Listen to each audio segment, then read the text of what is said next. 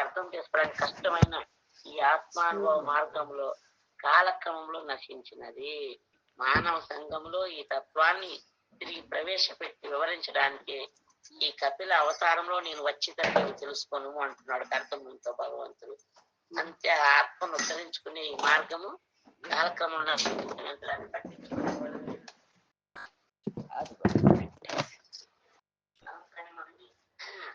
కలియుగంలో కపిల భగవానుడు కర్తముని యొక్క గర్భంలో అవతరించి ఒకసారి భూములను తెలియదు నాకు. మానవ సంఘమందు ఈ తత్వాన్ని తిరిగి ప్రవేశపెట్టి వివరించడానికి ఈ కపిల అవతారంలో నేను వచ్చితిని అని తెలుసుకో అంటున్నారు. గచ్చం కామం మయా పృష్టో గచ్చ కామం మయా పృష్టో మయి సన్యస్య కర్మణ జిత్వా సుదుర్జయం మృత్యు అమృతత్వాయమం భజ.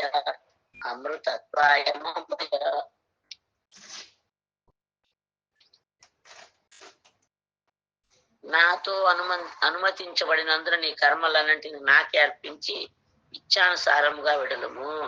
దుర్జయమగు మృత్యువును జయించి అమృత తత్వానికి నన్ను వర్చించుము. నేను అనుమతిస్తున్నాను, మీరు సన్యాసం తీసుకొని వెళ్ళిపోండి, అర్పించి ఇచ్చానుసారం వెళ్ళు, నీకు ఏదైతే ఇష్టం ఉందో చెయ్యి. దుర్జయమంటే దాటరాని మృత్యువును జయించి అమృత తత్వాన్ని అంటే నన్ను పొందడానికి నన్ను అర్చించు అని చెబుతున్నాడు భగవంతుడు. మమాత్మానం స్వయం జ్యోతి సర్వభూతాగుభాషయం ఆత్మన్యేవాత్మనా వీక్ష విశోకో భయమృచ్చసి. సర్వజీవుల హృదయములందు విరాజమానమై ఉండే స్వయం ప్రకాశమైన పరమాత్ముడను అగు నన్ను బుద్ధి ద్వారా హృదయమందు నీవు సర్వదా చూడగలవు. ఈ విధముగా శోక భయము లేని అంటే దుఃఖము లేని భయము లేని నిత్య జీవన స్థితిని నీవు పొందగలవు. భాష్యము శీల ప్రభుపాదుల వారి ద్వారా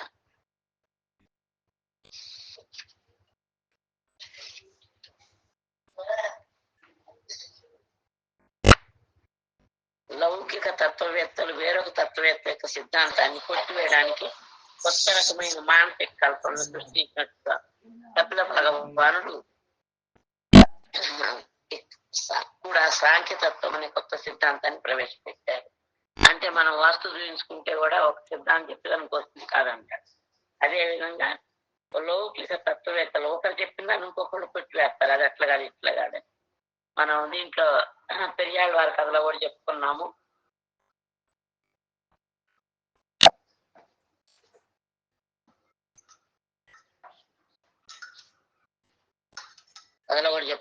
ఒక శాస్త్రజ్ఞుడు చెప్పిందని ఇంకో శాస్త్రీయ పండితులు అది కాదని నిరూపించడం. అదే విధంగా కొత్త రకమైన మానసిక కల్పనలు సృష్టించారంట లౌకికమైన తత్వవేత్తలు. కనుక కపిల దేవుడు కూడా సాంఖ్యతత్వం కొత్త సిద్ధాంతాన్ని ప్రవేశపెట్టారని భావించడం అది కరెక్ట్ కాదని చెప్తున్నారు. ఎందుకంటే ఆయన మామూలు లౌకికమైన వ్యక్తి, సాక్షాత్ భగవంతుడు. కనుక భౌతిక స్థాయిలో ప్రతి ఒక్కరు ముఖ్యంగా మానసిక కల్పన అంటే మనసుకు వచ్చింది చేసేవాళ్ళు వాళ్ళే ఎక్కువ ఉంటారు ఈ కలియుగంలో. తాను ఇతరుల కన్నా ప్రధానం అవడానికి ప్రయత్నిస్తారు. అంటే అందరికన్నా నేనే గొప్ప అని చెప్పుకుంటారు, అలా నిరూపించుకోవడానికి కూడా ప్రయత్నం చేస్తూ ఉంటారు వాళ్ళు. కానీ కల్పనాపరులకు కర్మక్షేత్రం మనసే. అంటే వాళ్ళ కర్మక్షేత్రం మనసే అన్నమాట. వాళ్ళ మనసుకి ఏది వస్తే అదే చేస్తారు, అదే రైట్ అని నిరూపించడానికే ప్రయత్నిస్తారు. మనసు పరిపరి విధాలు ఆలోచించటకు పరిమితే లేదు, దానికి అంతు లేదు. అది ఎలా ఆలోచిస్తుందో ఆ ప్రకారం అదే నిజం అని చెప్పి మనం అందరినీ అదరగొడుతూ ఉంటాం. అది అపరిమితమైన ఆలోచనలు కలిగి ఉంటాం. అంటే అంతులేనన్ని ఆలోచనలు మనసు కలిగి ఉంటుంది. కనుక మనిషి అపరిమితమైన సంఖ్యలో సిద్ధాంతాన్ని ప్రతిపాదించవచ్చు. కానీ ఆ సాంఖ్యతత్వం అలాంటిది కాదు. అది మానసిక కల్పన కానే కాదు, అది వాస్తవమై ఉన్నది. కానీ ఆ కపిలుడి కాలంలో అది నశించి ఉండేను. ఆ నిజమైన జ్ఞానం నశించి ఉంది కనుకనే కపిల భగవానుడు ఆవిర్భవించి ఏదైతే నిజమైన జ్ఞానం, ఏదైతే మానసిక కల్పన కనుక శాశ్వత జ్ఞానం, దాన్ని ప్రతిపాదించడానికే భగవంతునికి అవతారం వచ్చింది. ఇక్కడ ఏం చెప్తున్నారంటే భాష్యంలో, కాలక్రమంలో ఏదైనా జ్ఞానము నశించిపోవటము, కొంతకాలానికి మరుగున పట్టడం అనేది ఈ జగత్తు యొక్క స్వభావం. చూడండి, మన ఇంట్లో వాళ్ళే అయినా కూడా మన తాతగారి తండ్రి గారు ఎవరు, ఆయన తండ్రి ఎవరు, ఆయన తండ్రి ఎవరు అంటే ఒక 2-3 తరాల వరకే మనం పేరు చెప్పగలము. ఆ పైన మన పేరు కూడా చెప్పలేము. అంతేందుకు మరుగున పడిపోతుంది. కానీ దివ్య జ్ఞానం అంటే ఏంటి, శాశ్వతమైనదంటే ఏంటి, సత్ అంటే ఏంటి? దివ్య జ్ఞానం అంటే శాశ్వతం, పర్మనెంట్ ఉండేది.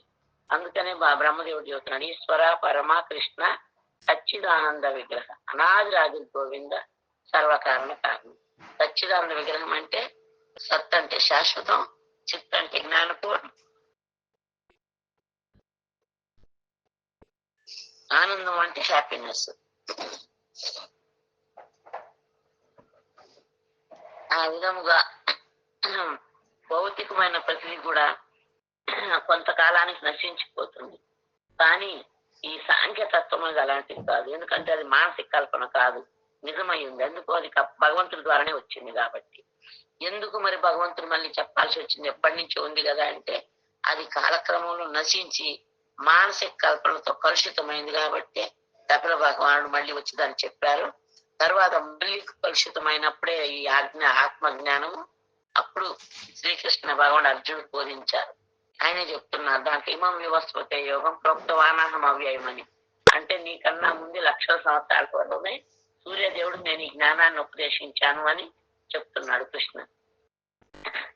కనుక ఈ విధమైన వచనాలని శ్రీకృష్ణుడు కూడా భగవద్గీతను పలుకున్నాడు. సకాలేన మహత యోగో నష్ట పరంతప అని. కనుక యోగ విధానం కాలక్రమంలో నశించింది. పరంపరలో వస్తున్న జ్ఞానము కాలంలో నశించిపోయింది. కాలం అనే అంశం ఎంతటి ప్రభావశీలం అంటే భౌతిక జగత్తును ప్రతిదీ కూడా దానితో చెడిపోతుంది. కాలము చాలా బలమైంది. ఆ కాలాన్ని నేనే అంటున్నాడు భగవంతుడు. చూడండి, మనం ఒకప్పుడు వయసులో ఉన్నాం, ఇప్పుడు మా ముసలి వాళ్ళం అవుతున్నాం, ఇంకా ఉంటే మరణిస్తాము, మళ్ళీ ఇంకొక కొత్త శరీరాన్ని తీసుకుంటాము. వీటన్నిటికీ కారణం ఏంటి? కాలము. మనం ఒక మర్చిపోవడానికి కారణం కాలమే, మన వయసు పెరగడానికి కారణం కాలమే, మనలో శక్తి క్షీణించిపోవడానికి కూడా కారణం కాలమే. కాలం చాలా బలమైంది. అది మనలో నన్నిటిని కూడా అణిచి పారేస్తుంది అన్నమాట. ఆ కాలం సర్వ మృత్యు హరశాపం. కాల రూపంలో మృత్యు రూపంలో అన్నిటిని హరించి వేస్తానంటున్నాడు భగవంతుడు. అందుకని మనం ఆస్తి చూసుకోను, అందం చూసుకోను, లేదంటే పదవులు చూసుకోను అహంకారంతో విర్రవేయకూడదు. అవన్నీ కాలక్రమంలో నశించిపోయే. పదవులు మనతో ఉండవు, అట్లే అందము మనతో ఉండదు, బలము ఉండదు, వయసు ఉండదు, ఆస్తులు కూడా అట్లే ఉంటాయో ఉండవు కూడా మనకు తెలియదు. ఎందుకంటే అదే తరంలో ఎవరన్నా చెడలవాట్లలో నేను వాళ్ళు వచ్చారనుకోండి, మనం తిని తినక భక్తి కూడా పట్టించుకోకుండా మనం చేసిన సంపాదన అంతా, మనం కూడబెట్టిన డబ్బు అంతా అదే తరంలో ఎవరు దురలవాట్లలోనే మొత్తం సమర్పణ చేసి వికారి కూడా కావచ్చు. అందుకని ఏది కూడా శాశ్వతం కాదు. భగవంతుడు శాశ్వతం. భగవంతుడు శాశ్వతం, మన ఆత్మ శాశ్వతం. భగవంతుడి కోసం మనం చేసే ప్రతి ఒక్క పని, జపము, సేవ, శ్రవణం అన్ని కూడా శాశ్వతం. అది తెలుసుకొని ఎవరైతే తెలివి కలిగిన వాళ్ళు శాశ్వతంగా ఉండేదాన్ని కూడా పెట్టుకుంటారు. చూడండి, ఇల్లు కట్టాలనుకున్నప్పుడు 3 రోజులకి కూలిపోయే కట్టాపుకొని వేసుకోం కదా. మంచి గట్టి సిమెంట్ తెచ్చుకొని, స్ట్రాంగ్ ఐరన్ పెట్టుకొని, స్లాబ్ వేసుకొని మంచిగా ఒక 10 ఏళ్ల పాటు ఉండేట్టు కట్టుకుంటాం. అదే విధంగా ఆత్మ జ్ఞానాన్ని మనం శాశ్వతంగా ఉండేది బిల్డింగ్ లాగా అన్నమాట. మిగతా భౌతికమైన విషయాల్ని తాటాకులు ఇంటిలాగా గాలి మనకు కూలిపోయేటట్టు. మరణంతో అవన్నీ కూడా నాశనం అయిపోతాయి. ఏది కూడా మన ఆత్మకు ఉపయోగపడదు. అలాగనే వదిలేయడానికి కూడా లేదు. వాటి కోసం కొంచెం సమయం పెట్టుకొని ఎవరైతే ఆత్మ కోసం ఎక్కువ సమయం పెట్టుకుంటారు, నిజంగా తెలివి కలిగిన వాళ్ళు నిజంగా జ్ఞానవంతులు అన్నమాట. వాళ్ళు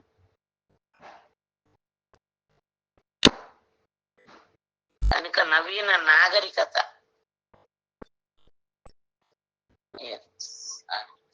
కాలక్రమంలో ఏదైనా జ్ఞానం నశించుకోవడం, కొంతకాలానికి మరుగున పట్టడం అనేది ఈ జగత్తు యొక్క స్వభావం. ఈ విధమైన వచనాన్ని కృష్ణ భగవానుడు భగవద్గీతను పలికాడు. సకాలిన యోగం నష్ట పరంతపని. భగవద్గీతలో చెప్పిన యోగ విధానము కాలక్రమంలో నశించింది. పరంపరలో వస్తున్న జ్ఞానము కాలమందు నశించిపోయింది. కనుక కాలం ఎంత గొప్పదో మనం తెలుసుకోవాలి. భౌతిక జగత్తులో ప్రతిదీ కూడా కాలంతోనే చెడిపోతుంది, నశించిపోతుంది. కృష్ణార్జునుల కలయికకు ముందు గీతలోని యోగ పద్ధతి నశించి ఉంది. కనుకనే శ్రీకృష్ణ భగవానుడు తిరిగి అదే పురాతన యోగ విధానాన్ని అర్జునుడికి దాన్ని అర్థం చేసుకున్న సమర్థుడు కనుక తెలియచేశారు. అదే విధంగా సాంఖ్యతత్వమును తాను కొత్తగా తెలియచేయడం లేదని, అది పూర్వం నుంచే ఉందని కపిల భగవానుడు కూడా పలికారు. కాలక్రమంలో అది నశించడం వల్ల దాన్ని తిరిగి ప్రవేశపెట్టడానికి అతను అవతరించాడు. భగవంతుని అవతారకు ప్రయోజనం అది. యదా యదా హి ధర్మస్య గ్లానిర్భవతి భారత. ఎప్పుడైతే ధర్మానికి హాని కలుగుతుందో అప్పుడల్లా కూడా నేను అవతరిస్తానని భగవంతుడు చెబుతున్నాడు స్వయంగా.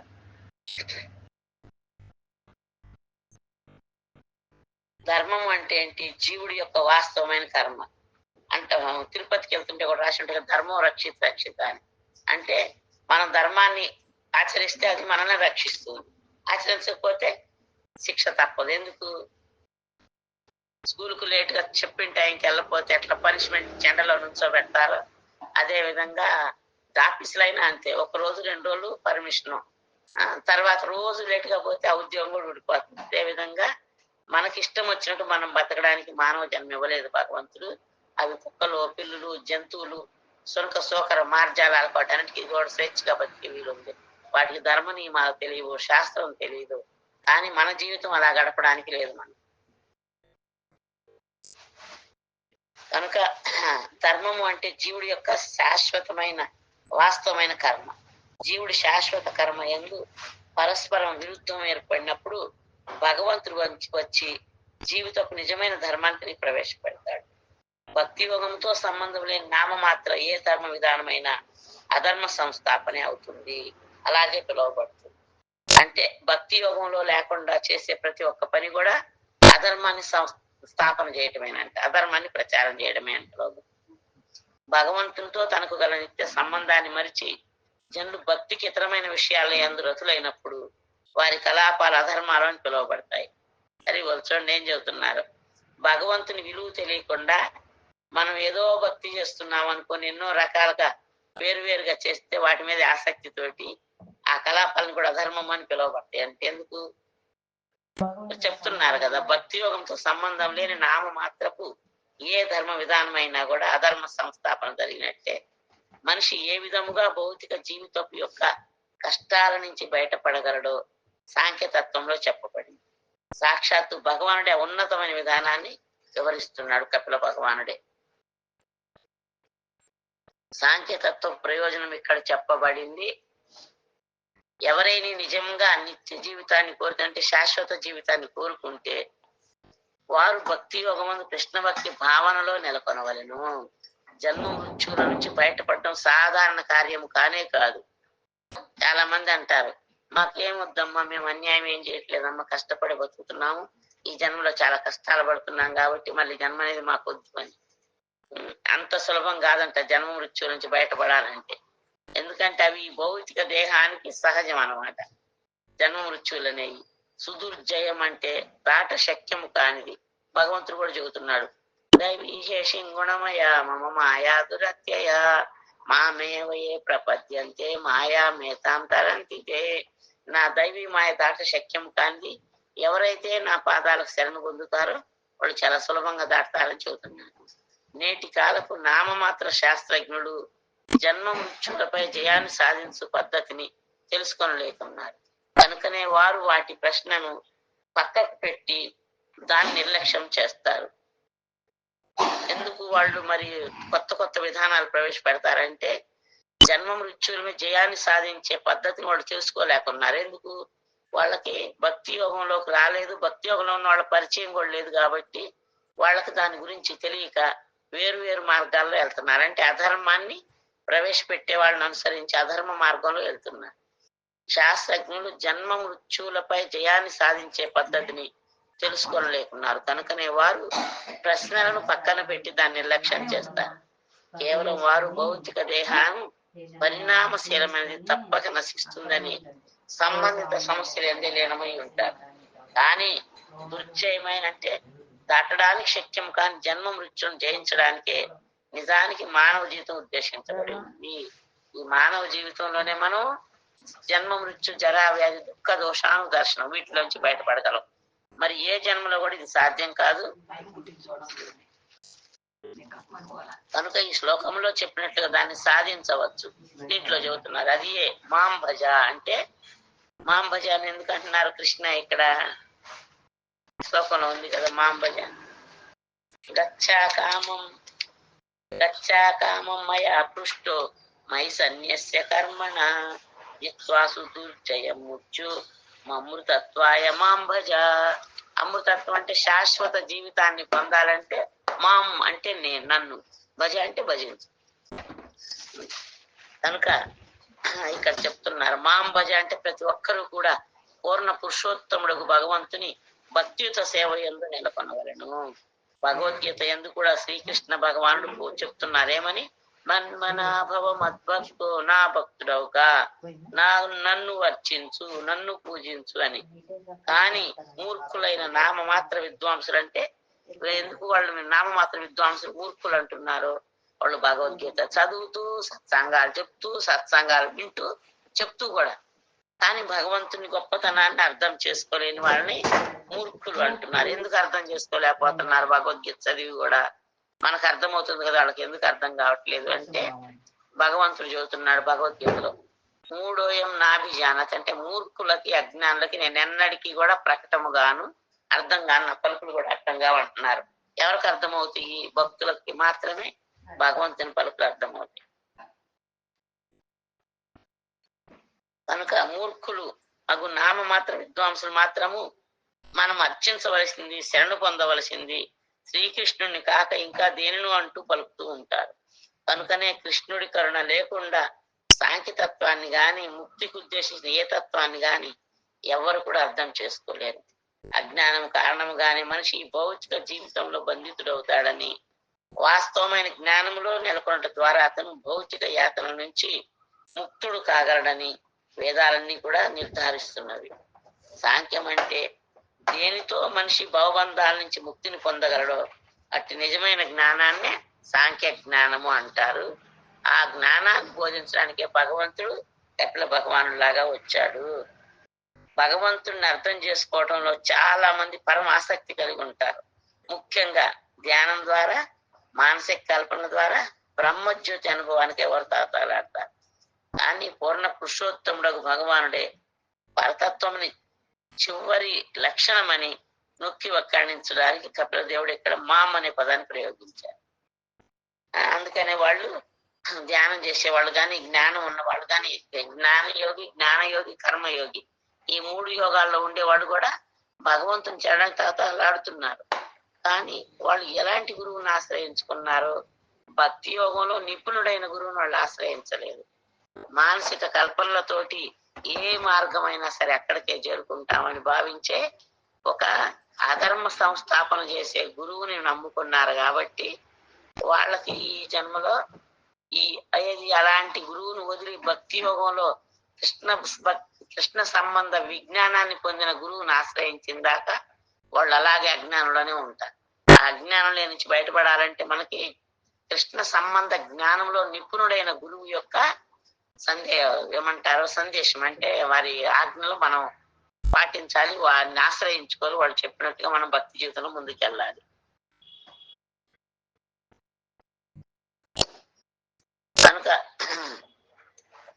భగవద్గీత శ్రీకృష్ణ భగవానుడు ఎప్పుడు కూడా నాకు అని పలుకుతున్నారు. కానీ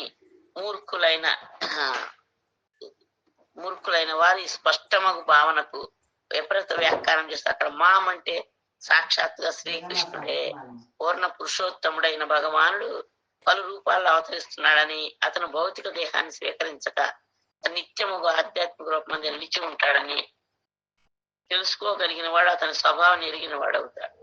అల్పజ్ఞానం కలవారు ఈ విషయాన్ని అర్థం చేసుకోలేరు. కనుకనే వారు పదే పదే ఈ విషయం ప్రతిచోట ప్రస్తావించబడుతుంటుంది. స్వయమాయతో ప్రకటితమైనటి కృష్ణ రూపాన్నో, రాముడి రూపాన్నో లేదా కపిల భగవానుడి రూపాన్నో చూడటం ద్వారా మనిషి నేరుగా బ్రహ్మజ్యోతిని చూడగలడు. ఎందుకంటే బ్రహ్మజ్యోతి అనేది భగవంతుని యొక్క దేహం వెలిగే. కనుక సూర్యకాంతి సూర్యలోక తేజం కనుక సూర్యుడిని చూడడానికి ద్వారా మనిషి అప్రయత్నంగా సూర్యకాంతిని కూడా చూసినట్లు అవుతాడు. అదేవిధంగా పూర్ణ పురుషోత్తముడగు భగవంతుని చూడడం ద్వారా మనిషి ఏకకాలంలోనే పరమాత్మానుభూతి నిరాకార బ్రహ్మానుభూతి రెండింటిని పొందగలడు. పరతత్వం అనేది 3 తత్వాలుగా స్థితమైన శ్రీమద్ భాగవతం నిర్ధారించిన మొదట్లో నిరాకార బ్రహ్మము గాను, తరువాత స్థితి యందు ఎల్లరి హృదయాల్లో ఉన్న పరమాత్ముని గాను, చివరికి పరతత్వపు చివరి అనుభూతి ఒక దేవదేవుడు గాను భగవానుడు అనుభూతమవుతాడు. కానీ పరమ పురుషుని చూచిన వాడు ఇతర తత్వాలను నిరాకార బ్రహ్మము పరమాత్ముడు అప్రయత్నంగా అనుభూతమనొచ్చుకోండి. దీని సంబంధముని ఈ శ్లోకము విశోక భయం రుచ్చసి అని చెప్పబడింది. దేవదేవుని చూడటం ద్వారా మనిషి సమస్తాన్ని ఎరగగలడు. దాని ఫలితముగా అతను శోక భయములు లేని స్థితిని నెలకొనగలడు. శ్రీకృష్ణ భగవాని భక్తియుత సేవ ద్వారా అది సిద్ధిస్తుంది. భక్తియుత సేవ అంటే ఏ సేవ మనం ఎక్కడికి వెళ్ళినా ఎక్కడున్నా కూడా చేయొచ్చు. చెప్పగలరు ఎవరన్నా? ఏ సేవ చేయొచ్చు మనం?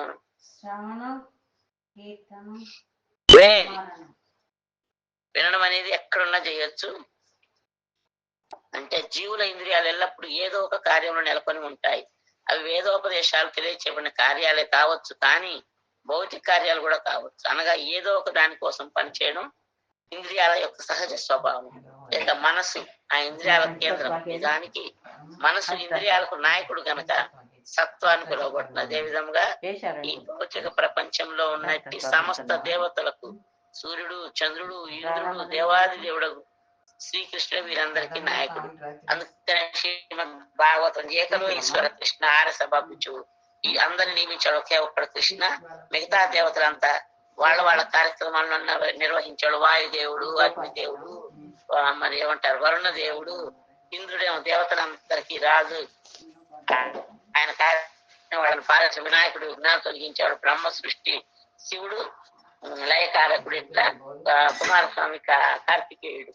ఆయన దేవతలకు సేనాధిపతి. ఇట్లా రకరకాలుగా ఉండే దేవతలంతా కూడా భగవంతుని ఆజ్ఞ ప్రకారం పనిచేస్తారని కూడా బ్రహ్మ సంహితలో బ్రహ్మదేవుడు చెబుతున్నాడు. కనుక దేవతలు భగవంతుని విరాట్ వివిధ అంగాలను వేదవాదమైన దేవతలంతా కూడా అట్లాంటి వేరు కాదు. వాళ్ళంతా భగవంతుని యొక్క శరీరంలో చేతులు, కాలు, వేళ్ళు, జుట్టు అట్లా భగవంతుని శరీరంలో భాగాలు 33 కోట్ల మంది దేవతలు కూడా సేవా కార్యము. కనుక ఎప్పుడైతే మన ఇంద్రియాలన్నీ కూడా ఆ దేవతల ప్రభావం పనిచేస్తాయి. ఎందుకంటే మన ముక్కుకి ఒక దేవత అధిష్టాన దేవత ఉంటారు, చెవుకు ఒక అధిష్టాన దేవత ఉంటారు, కంటికి ఒక అధిష్టాన దేవత, జుట్టుకు ఒక అధిష్టాన దేవత ఉంటారు. ఇట్లా ఈ అధిష్టాన దేవతలందరి ఆశీస్సులు మనం పొందగలిగితే మనం భక్తి యోగంలోకి వస్తాం. అందుకని స్టార్టింగ్ లో రకరకాల దేవతారాధన ఉంటుంది. వాళ్ళు మనం చేసే సేవలకి పూజలకు సంతృప్తి చెందినాక మనని కృష్ణ భక్తులకు పంపిస్తారు ఆ దేవతలు. ఆ విధముగా ఆ సేవా కార్యము ఆ దేవదేవుని పైన లక్ష్యం అయినప్పుడు ఇంద్రియాలు వాటి సహజ స్థితి పొందుతున్నాయి అని భావం. ఎప్పుడైతే ఆ విధంగా కృష్ణ భక్తిలోకి వస్తామో అప్పుడు మన ఇంద్రియాలు సహజమైన స్థితికి వచ్చినట్టు అనమాట. పక్కనే శ్రీకృష్ణ భగవానుడు శ్రీకేశ అని పిలువబడినాడు. ఎందుకంటే నిజానికి అతనే ఇంద్రియాలకు మూలము మరియు చివరి ప్రభు.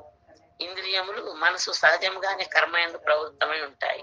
మన మనసు కూడా శరీరం పనిచేస్తూ ఉంటుంది. మనసు రకరకాలుగా ఆలోచిస్తుందో ఈ పిండి వంటలు చేయాలి, అట్లా అమెరికా పంపాలి, ఈ ఊరు పోవాలి, ఆ ఊరు పోవాలి, యాత్రలు తిరగాలి, ఎన్నో రకాలుగా ఆలోచిస్తుంది మనసు.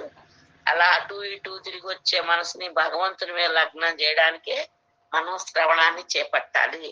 శ్రవణం చేయాలి. పగలంతా కూడా విన్నదాన్ని మళ్ళీ మళ్ళీ గుర్తు చేసుకుంటుంటే అప్పుడు భగవంతుడు వేరే వాళ్ళకి చెప్పగలిగే శక్తిని మనకి ఇస్తాడు. అంత సులభంగా ఇవ్వడు భగవంతుడు. ఎన్నో పరీక్షలు అవుతాయి మనకి.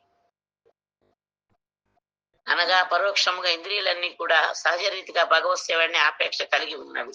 అదే భక్తి. ఎప్పుడైతే దేవుడి సేవ మీద వినేదానికోసం చెవులు, చూచేదానికోసం కళ్ళు, సేవ చేయడానికి చేతులు, గుడికి నడవడానికి కాళ్ళు, ఇట్లా సవై మన కృష్ణ పదార విందయో వచాంసి వైకుంఠ గుణాను వర్ణని అని చెప్పినట్టుగా ఎప్పుడు మన మనసుని భగవంతుని చరణాల మీద లగ్నం చేస్తామో, మన చూపుని ఆయన చూడటంలోను, నాలుక పాదాల దగ్గర తులసిని రుచి చూడటంలోను, శరీరము భగవంతునికి సాష్టాంగ నమస్కారాలు చేయడం, అన్ని రకాలుగా మన ఇంద్రియాలని, మన శరీరాన్ని భగవంతుని సేవకు అంకితం చేయగలిగితే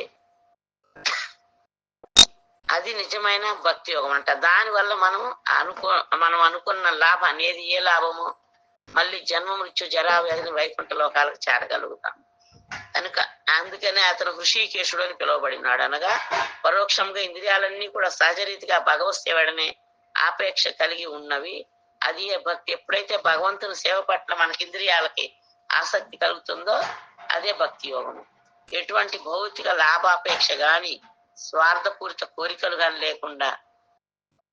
భౌతిక లాభాపేక్ష అంటే నేను బాగా జపం చేస్తే నాకు ఈ లాభం వస్తుంది, నేను ఈ జపం చేస్తే నాకు ఇంకా మంచి జాబ్ వస్తుంది, నేను కొంచెం జపం చేస్తే మాకు ఇంకా బాగా కలిసి వస్తుంది వ్యాపారము, లేదంటే నా ఆరోగ్యం మంచిగా అవుతుంది. ఇట్లన్నీ భౌతికమైన లాభాలు ఏమి కోరుకోకూడదు.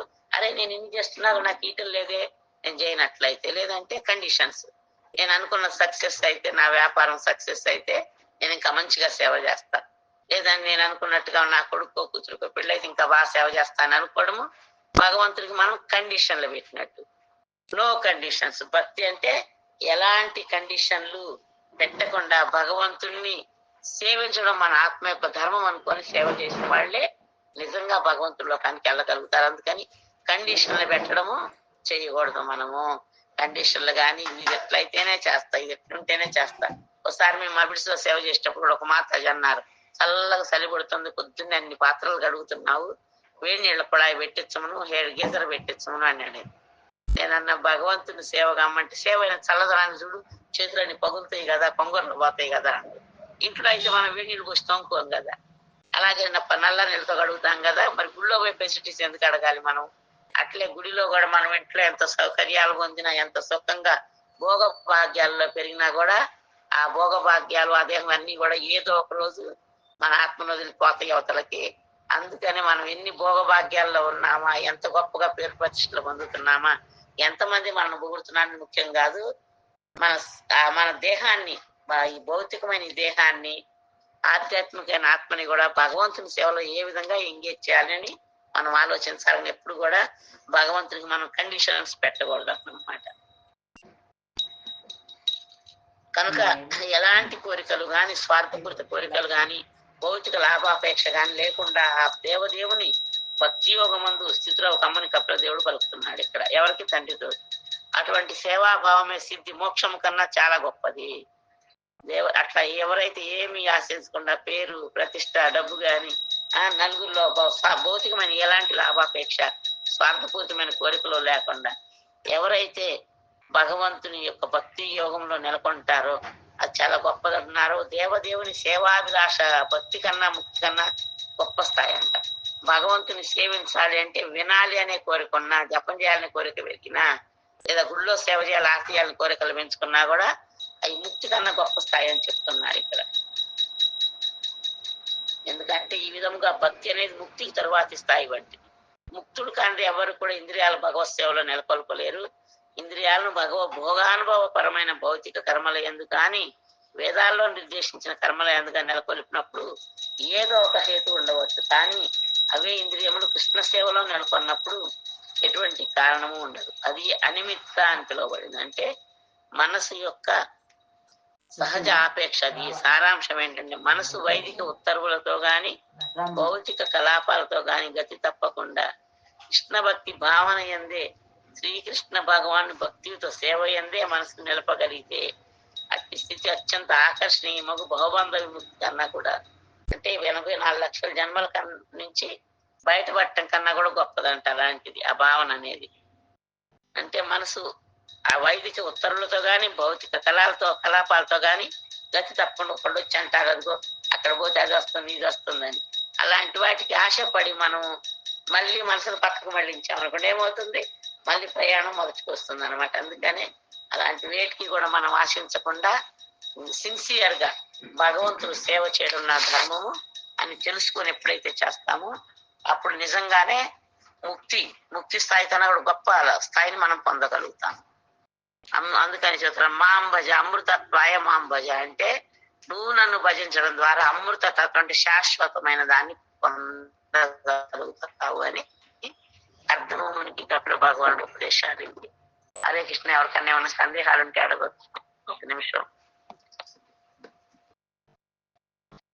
ఇప్పుడు మనం వైష్ణవులు ప్రణామం చేస్తాం. వైష్ణవులు ప్రమదయ సాగర్లు, పతిత పావనులు, కల్పవృక్షం లాంటి వారు కోరిన కోరికెల్లా తీర్చగల సమర్థ వాంఛాకల్పతరుభ్యశ్చ కృపా సింధుభ్యైవ చ పతితానాం పావనేభ్యో వైష్ణవేభ్యో నమో నమః. అనంత కోటి వైష్ణవునికి జయ. నామాచార్య శీల హరిదాస్ ఠాకూర్ కి జయ. హరే కృష్ణ. అందరికి శ్రీమద్